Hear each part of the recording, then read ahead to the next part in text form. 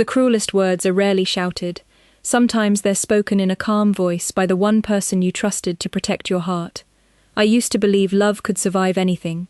Long nights, missed anniversaries, empty dinners that turned cold before he ever came home. I even believed silence could be another language for love if you listened closely enough. I was wrong. The rain tapped softly against the tall windows of the DeLuca estate that evening, each drop sliding down the glass like time refusing to stop.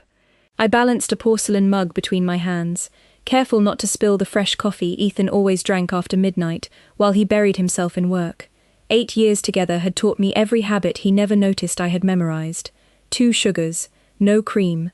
The coffee had to be hot enough that steam still curled above the rim when I opened his office door.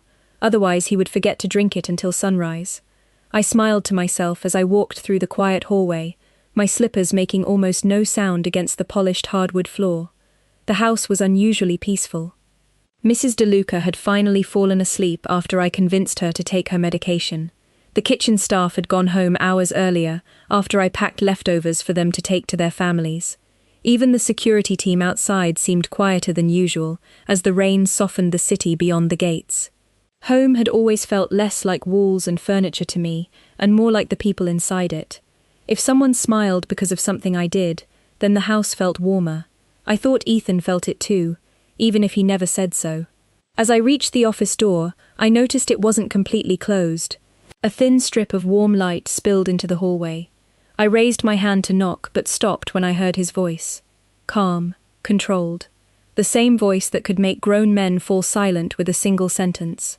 "She spends too much time worrying about things that don't matter," Ethan said. I smiled faintly. He was probably talking about me reminding him to eat dinner before midnight again. Then another voice answered. It belonged to Vincent, his oldest advisor. "Are you sure you're not taking her for granted?" There was a short silence, just long enough for my heartbeat to slow. Then Ethan chuckled. It wasn't cruel. It wasn't angry. It was casual, effortless, like he was commenting on tomorrow's weather. "She's easy to replace anyway." Everything inside me became still. The warmth from the coffee disappeared from my hands, even though the cup was still hot. My fingers tightened around the handle, as if letting go would somehow make those words real. I waited. I kept waiting for him to laugh and say he was joking. I waited for him to explain himself. I waited for the Ethan I thought I knew to correct the sentence before it settled into my chest forever. He never did. Vincent didn't answer immediately. Papers shifted across the desk. A chair creaked.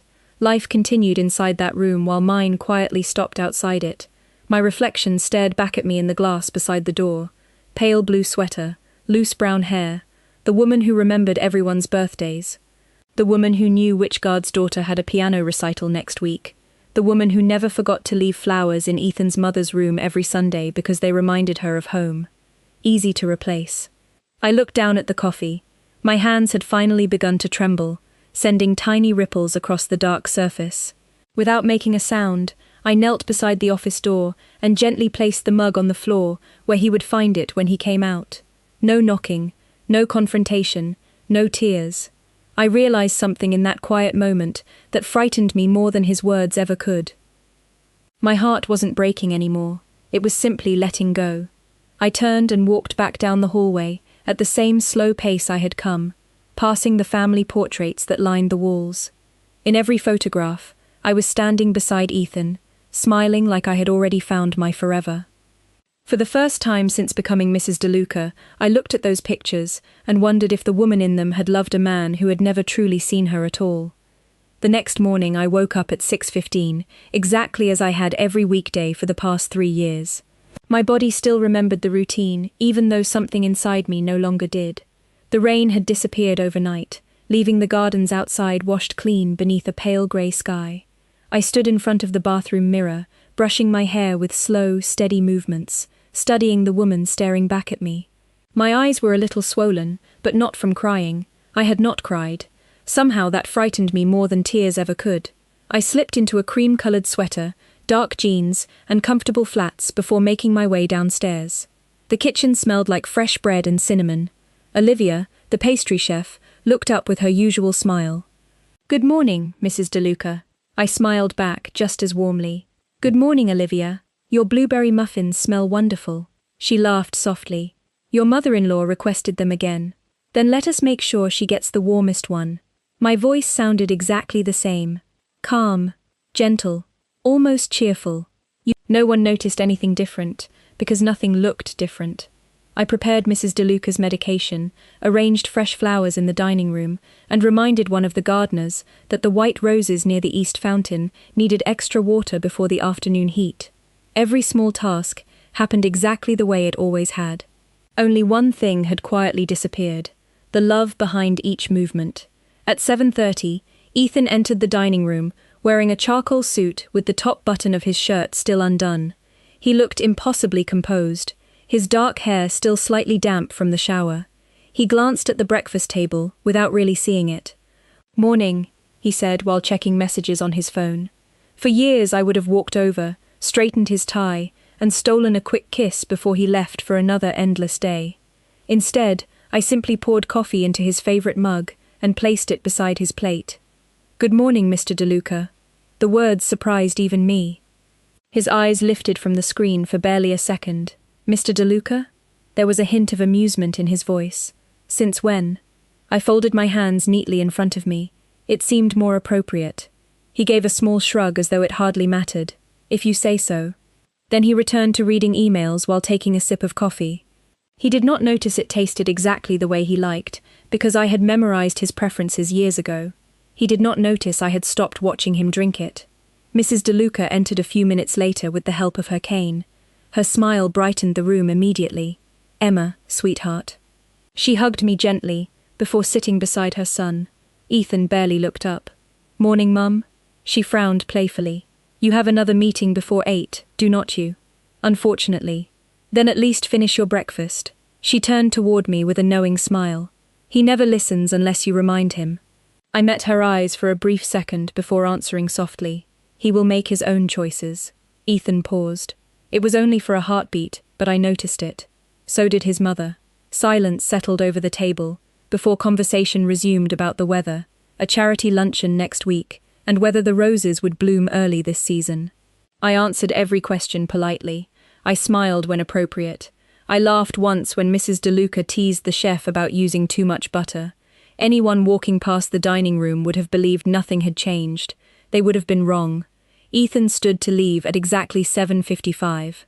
Habit made him reach for the kiss he received every morning before work. His hand brushed empty air because I had already stepped aside to collect the breakfast dishes. He looked at me with mild confusion. "I will see you tonight." I nodded respectfully. "Have a productive day, Mr. DeLuca." He stared another second before giving a faint smile, convinced I was playing some harmless game that would end by dinner. The front door closed behind him, and the quiet that followed felt heavier than any argument we had ever had. Across the room, Mrs. DeLuca slowly lowered her coffee cup. She watched me with eyes that had seen decades of marriage, loss, forgiveness, and regret. Very gently, she reached across the table and covered my hand with hers. "Emma," she whispered, "what happened last night?" I smiled with perfect kindness, but for the first time since joining this family, my smile never reached my eyes. Mrs. DeLuca did not ask me again after that morning. She simply squeezed my hand once before finishing her tea in thoughtful silence. I loved her for that. Some people believed kindness meant finding the perfect words. She understood that kindness often meant respecting the ones that were never spoken. The days settled into a strange rhythm that looked perfectly ordinary from the outside. I left for the children's hospital every morning before 8:30, spent 10 hours helping frightened little patients smile through difficult days, and returned home before sunset, carrying the same quiet warmth I offered every child who crossed my path. The difference was simple. I no longer brought that warmth upstairs to Ethan. Instead, I left it at the front door with my shoes. It became easier than I expected. That realization filled me with more sadness than anger. I had always imagined love disappearing like a storm, loud enough to shake every window. Instead, it faded like the last light of evening, so slowly that you only noticed the darkness after it had already arrived. Ethan noticed small things without understanding any of them. One evening he arrived home just after 9. For years I had waited until he walked through the door before eating dinner, no matter how late it became. That night his place at the dining table was empty. My plate had already been washed and put away. The kitchen lights were off except for a single lamp above the stove. Rosa, the housekeeper, quietly reheated his meal while he loosened his tie. "Where is Emma?" he asked without looking up. Rosa hesitated. "Mrs. DeLuca had dinner with your mother at 6. She went upstairs about an hour ago." Ethan frowned slightly. "She did not wait." Rosa lowered her eyes politely. "No, sir." He accepted the answer with another shrug, yet he ate less than half of his meal. The following weekend he came downstairs later than usual, expecting pancakes because every Saturday morning for years I had made them from my grandmother's recipe. Instead he found oatmeal, fresh fruit and scrambled eggs. Olivia smiled apologetically. Mrs. DeLuca said a lighter breakfast would be healthier. Ethan glanced toward me across the dining room. I was arranging flowers near the fireplace. "No pancakes today?" he asked casually. I smiled with perfect politeness. "I thought you said last month they were too sweet." He searched his memory before nodding. "Right, I probably did. I simply continued arranging the flowers." The conversation ended there, but I felt his eyes linger on me a second longer than usual.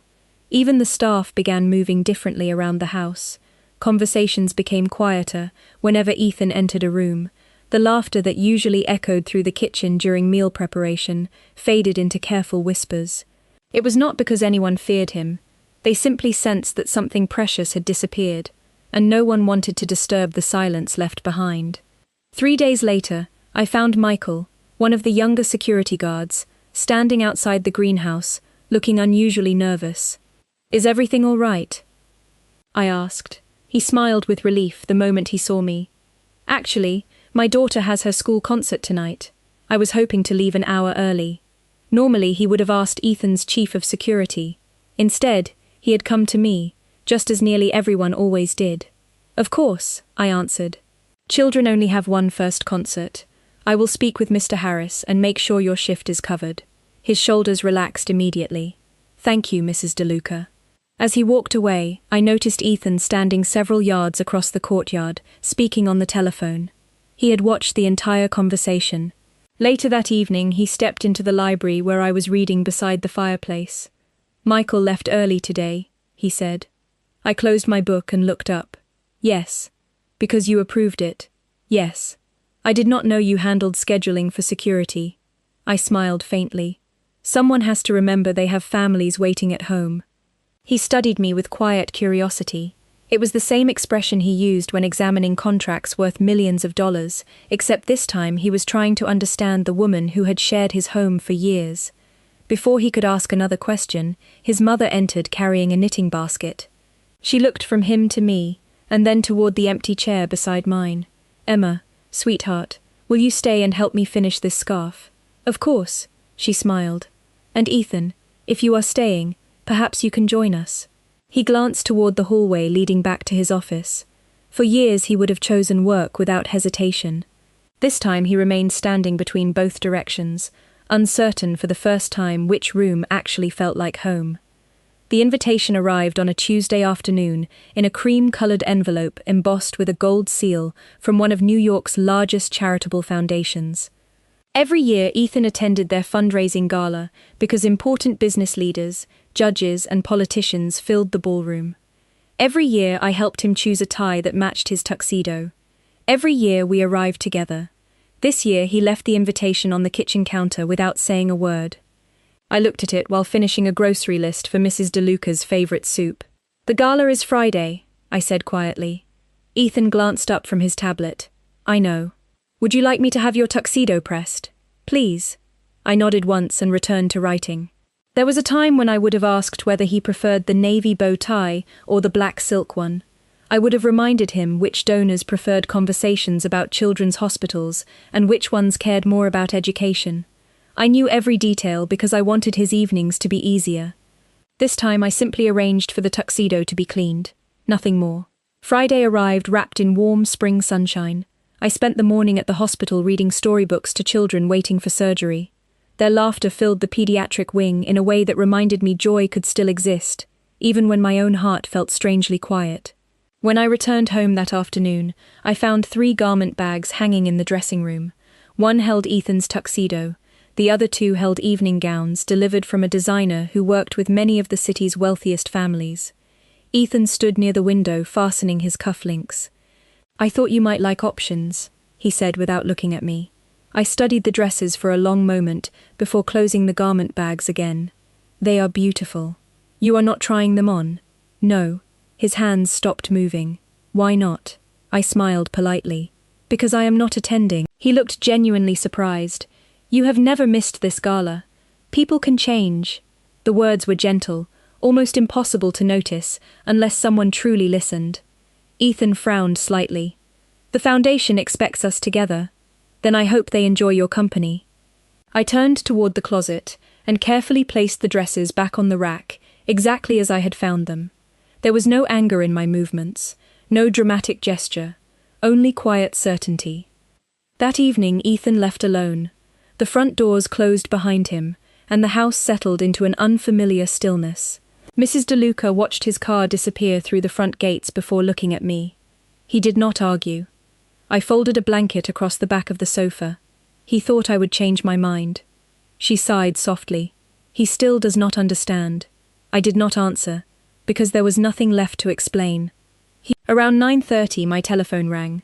The caller identification displayed Ethan's name. For years I would have answered before the second ring. This time I let it ring until voicemail answered on its own. A few minutes later another call came, then a text message. "Are you feeling all right?" I read it without replying, not because I wanted to hurt him, but because I no longer felt responsible for protecting him from the consequences of his own indifference. Near midnight the front door opened. I heard his footsteps crossing the marble foyer before he stopped in the living room. The television was off. The fireplace had already burned down to glowing embers. Mrs. DeLuca had gone to bed hours earlier. I sat in the sunroom wrapped in a light sweater, reading beneath a small lamp while rain tapped gently against the glass roof. Ethan stood quietly in the doorway. "Everyone asked where you were." I marked my page before closing the book. "I hope you told them I was home. They thought you might be sick." I was not. Another silence settled between us. He looked around the room as though something invisible had changed. Finally he spoke again. "The gala did not feel the same tonight." I met his eyes with calm honesty. "Some things cannot be replaced, Ethan."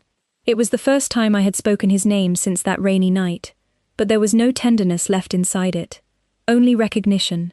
He seemed relieved for a fraction of a second before realizing why I had used it. It was not because we were becoming close again.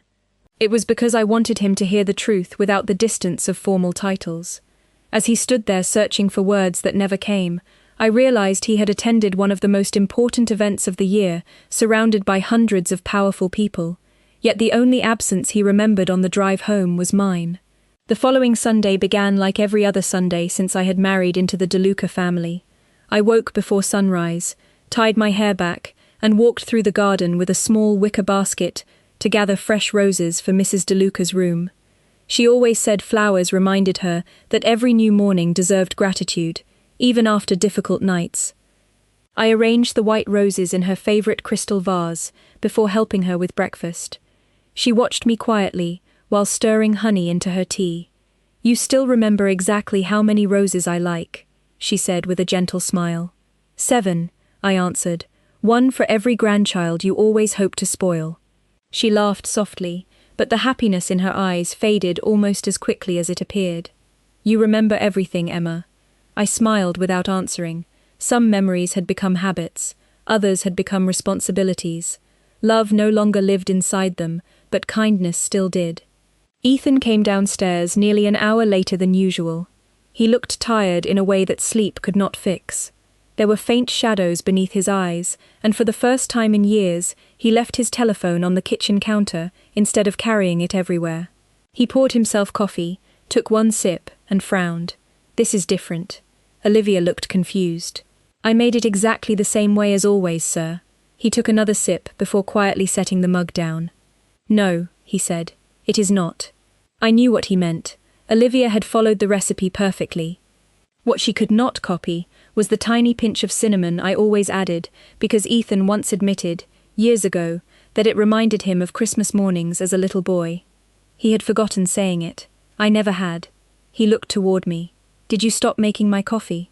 "Yes." "Why?" I folded a clean kitchen towel and placed it inside the drawer. "Olivia makes excellent coffee." That was not my question. I finally met his eyes. No, I do not make it anymore. He waited for an explanation that never came. Later that afternoon, I sat on the back terrace, reading, while children from the neighboring estate laughed somewhere beyond the tall hedges. Their carefree voices drifted through the warm breeze, carrying a kind of happiness that asked nothing from anyone. Ethan stepped outside wearing a simple navy sweater instead of one of his tailored suits. It was unusual enough that I looked up from my book. He stood beside the stone railing for several seconds before speaking. "Vincent asked about you." I closed the book carefully. "Did he?" "He said you have not attended any of the charity meetings lately." "That is true." He wondered if something was wrong. I nodded politely. "Nothing is wrong." Ethan let out a slow breath. "Emma, people keep asking questions. Then perhaps they are noticing something you never did." He stared at me, searching my face for anger. There was none. That unsettled him more than shouting ever could have. He walked closer, until only a few feet separated us. "Can we talk?" "We are talking. You know what I mean." I looked across the gardens where Mrs. DeLuca was feeding small birds near the fountain. "No, Ethan, I honestly do not." His shoulders lowered with visible frustration. "Ever since last week you have been different." I smiled gently. "No. I have simply stopped pretending that being overlooked does not hurt." The breeze carried away my words before either of us spoke again. After several long seconds, he quietly asked, "Are you still angry?" I looked at him with more honesty than I had ever offered another human being. "No." He seemed relieved. It lasted only an instant. Then what changed? My fingers rested lightly on the closed book in my lap. I replaced my love for you. His face became completely still. I had imagined many reactions over the past week. Anger, disbelief, defensiveness. What I saw instead was confusion, as though he could understand every word individually, but not the sentence they formed together. "What does that mean?" he whispered. I answered with the calm certainty that only arrives after grief has already finished its work. "It means I still respect you. I still care about your mother. I still wish you health, peace, and every success in your life. But the part of me that waited by the window every night hoping you would choose me before your work." I paused, feeling neither bitterness nor satisfaction. "She does not live here anymore." Ethan opened his mouth to answer, but no words came. For the first time since I had known him, the man who always had an answer for everything stood completely defenseless before a truth that could not be negotiated, purchased, or controlled. For the first time since I had known Ethan, he walked away without trying to win the conversation. He did not argue. He did not defend himself. He simply stood there for another moment, staring at me as though he had been introduced to a stranger wearing my face. Then he turned toward the house with slow, uncertain steps. Watching him leave should have made me feel victorious. Instead, I felt nothing at all. That frightened me, because indifference is quieter than anger, but far more permanent. The following week unfolded in ways neither of us expected. Ethan began coming home before sunset. At first, everyone assumed it was a coincidence. Then he did it again the next day. And the day after that, one evening I returned from the children's hospital just before 6 and found him sitting beside his mother in the garden. They were sharing tea beneath the old maple tree where she liked to spend warm afternoons. I stopped walking without meaning to. In all the years we had lived together, I could count on one hand the number of times Ethan had chosen an ordinary evening with his mother over another business meeting. Mrs. DeLuca laughed at something he had said, the sound carrying gently across the yard. It had been months since I had heard her laugh like that. She noticed me first and waved happily. "Emma, come join us." I smiled. "I need to change first. I will be back in a few minutes." Ethan looked up as I disappeared inside, but he did not call after me. He had finally begun to understand that not every silence needed to be interrupted. During dinner, another small change appeared. Instead of eating quickly before returning to his office, he remained at the table while his mother talked about an old family vacation she had taken decades earlier. He listened without checking his telephone once. Olivia nearly dropped a serving spoon when she realized he had asked for a second helping of homemade soup instead of requesting a business call. Even the staff exchanged quiet glances filled with cautious hope. Later that night, I walked into the laundry room carrying a basket of freshly folded towels. Rosa was carefully ironing one of Mrs. DeLuca's cardigans. She smiled warmly when she saw me. "Mrs. DeLuca, your husband asked where we keep the extra blankets." I paused. "Did he?" Rosa nodded. "One of the newer security guards mentioned his little boy has been sleeping on an old couch while they save money for a proper bed." Mr. DeLuca took 2 blankets from storage before leaving this afternoon. I blinked in surprise. Ethan had donated money to charities for years without thinking twice about it. But this was different. This required noticing someone's life before writing a check. It required listening. That evening I found another quiet surprise waiting in the kitchen. Michael, the young security guard whose daughter had performed in her first school concert, stood near the back entrance holding a small framed photograph. "Mrs. DeLuca," he said with a grateful smile, "my daughter wanted you to have this." I accepted the picture carefully. It showed a smiling little girl holding a violin almost as tall as she was. Across the bottom she had written in uneven handwriting, "Thank you for helping my daddy come to my concert." I smiled despite myself. "Tell her she played beautifully, even if I could not be there." Michael laughed softly. "Actually, Mr. DeLuca was there." I looked up. "What?" "He came after his meeting. He stood in the back so nobody would notice. My daughter thinks he is the tallest man she has ever seen." He chuckled before adding, "He even stayed until every child finished performing." After he left, I remained alone in the kitchen staring at the little photograph. Ethan had never attended school concerts, not even for relatives. It was the kind of evening he would have once described as unimportant, yet he had gone anyway. When I walked upstairs later, I found him sitting alone in the library. A stack of unread reports rested on the table beside him, while he quietly looked through an old family photo album. He did not realize I was standing in the doorway. His fingers stopped on a picture taken years earlier, at our first Christmas together. I was laughing as I handed his mother a wrapped gift, while Ethan stood beside us, with one hand resting lightly against my back. He studied that photograph for a long time, before whispering something so quietly, I almost believed I had imagined it. "I never saw how happy she made this house." I stepped away before the floor beneath me could creak. That night, lying awake in the darkness, I realized something unexpected. Ethan was no longer trying to convince me that I had misunderstood him. He had started asking himself a much harder question. What kind of man had been capable of saying those words in the first place?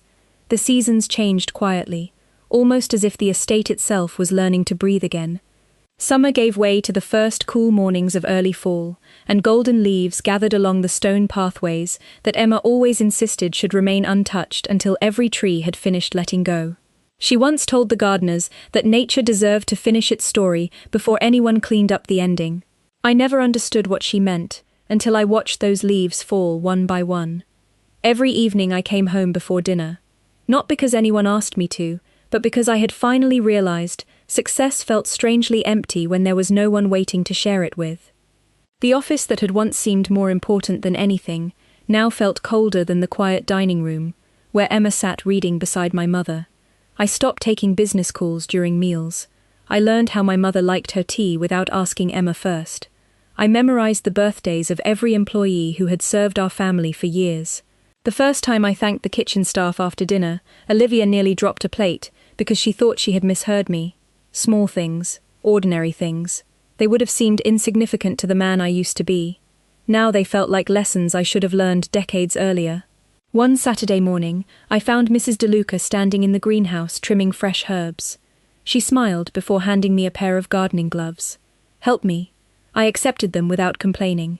We worked side by side in comfortable silence until she finally spoke. "You are trying very hard." I continued loosening the soil around a rosemary plant. "It does not feel like enough." She nodded gently. "Because you are trying to earn something that cannot be demanded." I looked toward the glass walls where sunlight spilled across rows of flowers Emma had planted years ago. "Do you think she will ever forgive me?" My mother sighed. "Forgiveness is not the hardest part, Ethan." I looked back at her. "Then what is?" She smiled sadly. "Convincing someone they are safe enough to love you again." Those words stayed with me long after we left the greenhouse. That afternoon I drove across the city without an escort to deliver supplies to the children's hospital, where Emma volunteered every weekend beyond her regular shifts. She did not know I was coming. I carried several boxes through the front entrance before a little boy no older than 8 tugged gently on my sleeve. "Are you Emma's husband?" I hesitated before answering. "Yes." His face brightened immediately.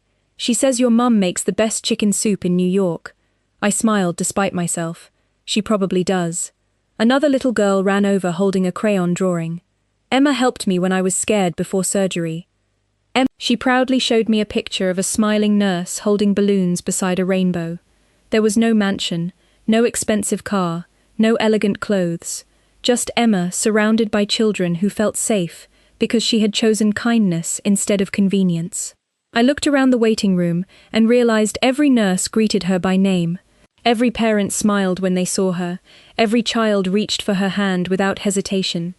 She had built an entire world of trust without ever asking for recognition. Suddenly the sentence I had spoken that rainy night echoed inside my mind with unbearable weight. Easy to replace. I could not even replace the peace she gave complete strangers. How had I ever believed I could replace the woman who carried that same light into my own home every single day? When I returned to the estate that evening, Emma was sitting on the back porch wrapped in a light cardigan, watching the sunset paint the sky with shades of amber and rose. I walked over slowly, leaving enough distance that she would never feel cornered. She looked up from her book but did not speak. I took a careful breath. "I am not here to ask you to forgive me." She waited quietly. "I only wanted you to know something." Her eyes met mine with calm patience. "I spent years believing people stayed because they needed me." My voice almost failed before I finished the thought. "Now I know they stayed because of who they became when they were loved by you. I was the only fool who never understood the difference." Emma lowered her eyes to the pages resting in her lap. For several long moments neither of us spoke. Then, without looking up, she closed the book with gentle hands. She did not move closer. She did not move farther away. But for the first time since that rainy night, she did not ask me to leave either. The weeks that followed did not feel like a dramatic transformation. They felt like sunrise, slow enough that you questioned whether anything had changed, until one morning you realized the darkness was gone. Ethan never asked me if I had noticed his efforts. He never reminded me that he came home early, or skipped meetings, or spent weekends with his mother, instead of locked inside his office. He simply kept choosing differently, day after day, as though becoming a better man had stopped being a strategy and quietly become a habit. I watched from a distance, because trust, once broken, does not return with promises, it returns with consistency. One crisp October afternoon I arrived home, carrying a paper bag filled with art supplies donated for the children's hospital. As I stepped through the front door, laughter drifted from the dining room. Not polite laughter. Real laughter. Mrs. DeLuca sat at the table, teaching 2 of the younger housekeepers how to make homemade pasta, while Ethan stood beside them wearing a dark apron dusted with flour. Olivia was trying unsuccessfully to stop everyone from laughing, as Ethan struggled to roll the dough into anything resembling a straight line. He looked up and noticed me standing in the doorway. For a brief second our eyes met. Months ago he would have walked toward me, searching for approval. This time he simply smiled, before turning back to his mother, who was already correcting the shape of another uneven strip of pasta.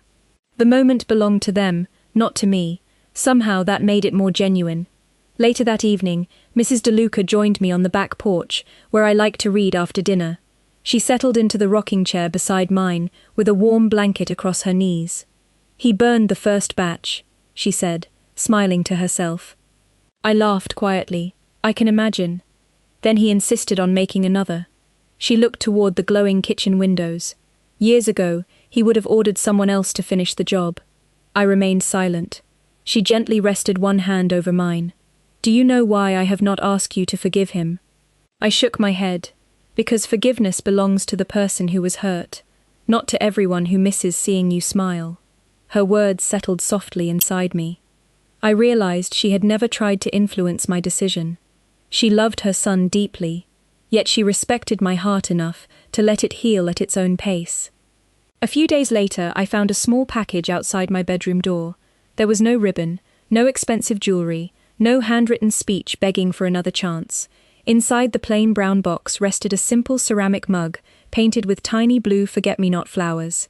Beneath it lay a folded receipt from a local pottery studio. On the back, Ethan had written only one sentence: "I made this myself." I turned the mug over carefully. It leaned slightly to one side, and the handle was not perfectly shaped. It would never have been sold in any store. It was imperfect in every possible way. Somehow that made it the most honest gift he had ever given me. I carried it downstairs the following morning and quietly poured my tea into it before leaving for work. Ethan noticed immediately, but said nothing. He only watched as I lifted the mug with both hands. The faintest hint of relief crossed his face before disappearing again. He understood that one small gesture did not erase months of pain. It only acknowledged that I had seen the effort behind it. Autumn slowly surrendered to winter. The first snow covered the gardens in soft white silence. One evening the power flickered during a storm, leaving only the fireplace glowing in the living room.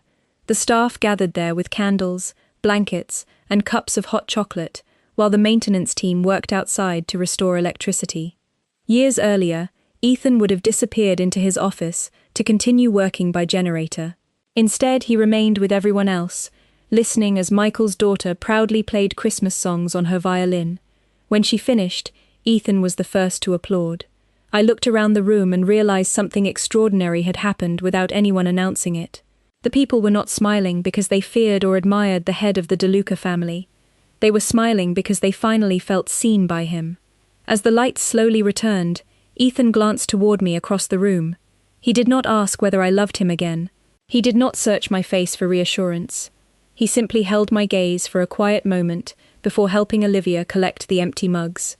Watching him disappear into the kitchen carrying a tray that he once would have expected someone else to carry, I understood something my heart had refused to admit. The man I had stopped loving was slowly disappearing, and in his place stood someone I had never met before. Nearly a year passed before either of us realized we had stopped counting the days since that rainy night. Life no longer revolved around the sentence that had broken us. Instead, it quietly revolved around hundreds of smaller moments that slowly taught us who we were becoming. Spring returned to the estate with fresh blossoms lining the stone walkways, and for the first time in a long while, the house no longer felt divided into separate worlds. Laughter drifted through open windows again. Mrs. DeLuca spent afternoons in the garden, surrounded by neighbors and friends, instead of sitting alone. The kitchen was noisy with conversations, instead of careful whispers. The staff smiled more easily. It was as though everyone had been waiting for permission to breathe again. Ethan never stopped changing, not because he hoped I would reward him, but because he had finally discovered that kindness was not something a person performed. It was someone they chose to become every single day. One Saturday morning, I returned from the children's hospital, carrying a box of handmade thank you cards from my young patients. As I stepped inside, I found Ethan helping Michael's daughter assemble a bookshelf in the library while Mrs. DeLuca read aloud from one of her favorite novels. The little girl laughed when one of the shelves refused to fit correctly. Ethan laughed with her instead of growing frustrated. He looked older than he had a year earlier, not because of wrinkles or grey hair, but because humility had softened the sharp edges pride once carved into his face. He noticed me standing nearby and smiled with the same quiet warmth he now offered everyone else. There was no expectation in that smile, only gratitude that I had come home. That evening we sat together on the back porch after dinner, watching the sun sink behind the gardens. The air smelled of fresh grass and blooming roses. Somewhere beyond the trees, birds settled into their nests as the last light painted the sky in shades of gold and pale lavender. Neither of us spoke for several minutes. The silence no longer felt empty. It felt peaceful. Finally, Ethan looked toward me. "Can I ask you something?" I nodded. "Can you ever love me again?" His voice carried none of the confidence that once defined him. There was no command hidden inside the question, no assumption that he deserved the answer he wanted. Only quiet hope. I watched the evening breeze ripple through the roses before answering honestly. "I do not know." He lowered his eyes without arguing. A year ago, that answer would have wounded his pride. Now he simply accepted it, because he understood that healing belonged to the person who had been hurt, not the one asking to be forgiven. After another long silence, I turned toward him. "But I do know one thing." He slowly met my eyes again. The man who looked at me and believed I could be replaced. I paused. remembering the woman who had walked away from his office, carrying a cup of untouched coffee, and a heart that had quietly let go. Does not exist anymore. Tears gathered in Ethan's eyes before he could stop them. He covered his face for a brief moment, not from shame but from overwhelming relief. He was not crying because everything had been repaired. He was crying because he finally understood what had truly been broken. It had never been our marriage alone. It had been the way he saw people. He reached for my hand but stopped halfway, waiting. For the first time in our lives together, he allowed me to decide whether the distance between us should disappear. I looked at the hand suspended uncertainly in the fading light. Then, slowly, I closed the space myself. Our fingers met gently, without urgency, without promises we were not ready to make. It was not the hand of a man claiming what belonged to him. It was the hand of a man grateful that someone was willing to begin walking beside him again. The future remained uncertain. Trust would continue growing one ordinary day at a time. Love would find its own pace, just as spring always arrived, without asking winter for permission to leave. As the stars slowly appeared above the estate, I rested my head lightly against the back of the porch swing and listened to the quiet rhythm of the life we had rebuilt. I once believed the deepest wound came from hearing the person you loved call you replaceable. I was wrong. The deepest wound came from believing them. And the greatest miracle was discovering that while words can break a heart in a single moment, a changed life can spend every day afterward proving those words no longer belong to the person who spoke them.